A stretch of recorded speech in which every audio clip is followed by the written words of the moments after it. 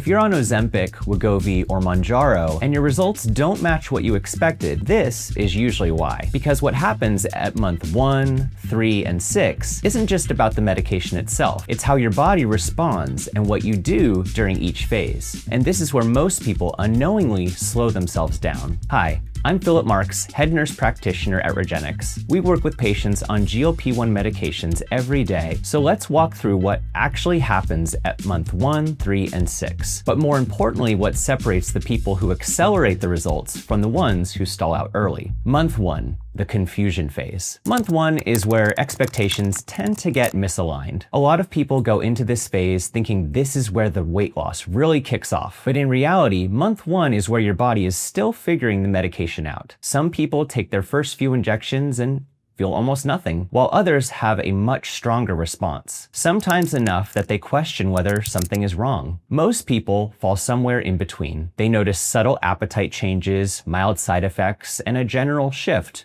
but nothing extreme. When it comes to weight loss, a typical range here is anywhere from 0 to 5 pounds. And I want to be very clear about this. If you're in that first month and the scale hasn't moved yet, that is not failure. These initial doses are designed to help your body adjust, not to push aggressive weight loss right away. Where people run into trouble is how they react to this phase. Some start to undereat because their appetite drops and they assume less food equals faster results. Others get discouraged if they don't feel much and start questioning whether it's working. What we encourage instead is a different approach. Month 1 should be treated as a calibration period. You're learning how your body responds, what foods sit well, what triggers discomfort, and how your hunger signals shift throughout the week. Because how well you understand this phase directly impacts how smoothly things progress later on. Month 3, the adaptation phase. By month 3, things start to feel more familiar. You've settled into a routine. You begin to recognize patterns.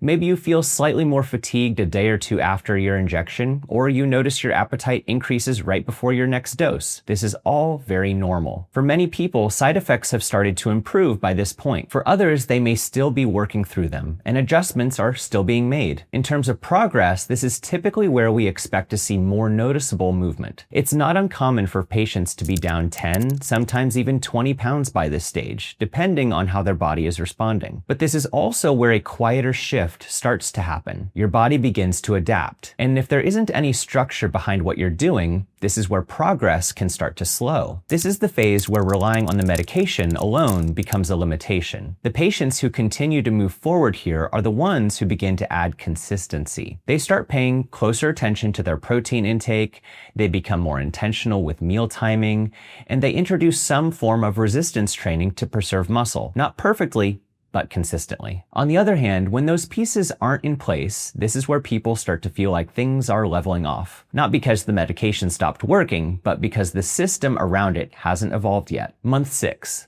The truth phase. By the time you reach month 6, this is no longer something new. The medication has become part of your routine, and this is where expectations need to shift again. Early on, appetite suppression can feel very strong, almost dramatic for some people. By month 6, that usually settles into something more balanced.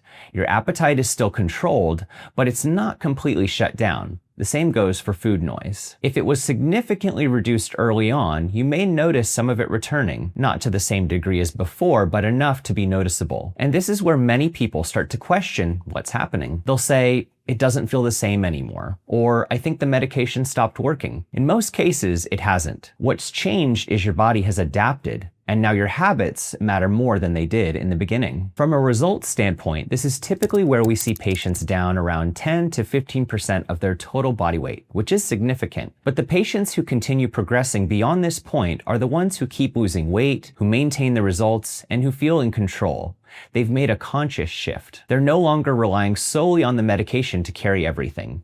They're using it strategically as a tool, supported by structure, consistency, and awareness. When you step back and look at this entire timeline, you start to see a pattern. There isn't just one type of experience on GLP-1 medications. There are different response paths. Some people respond quickly and build momentum early, while others take a bit longer. But once things click, they accelerate. And then there are those who stall out, not because the medication failed, but because nothing around it changed. That's the piece most people overlook. Remember that the medication creates the opportunity, but the outcome depends on how that opportunity is used. So if you're currently in month 1, 3, or even 6, the better question isn't just, is this working? It's, am I approaching this phase the right way? Because once you understand where you are in the process and what your body needs at that stage, everything becomes a lot more predictable. If you want help optimizing that, that's exactly what we do at Regenics. And if you found this helpful, make sure you're subscribed because we'll continue breaking down how to get the most out of your GLP-1 therapy without leaving results on the table.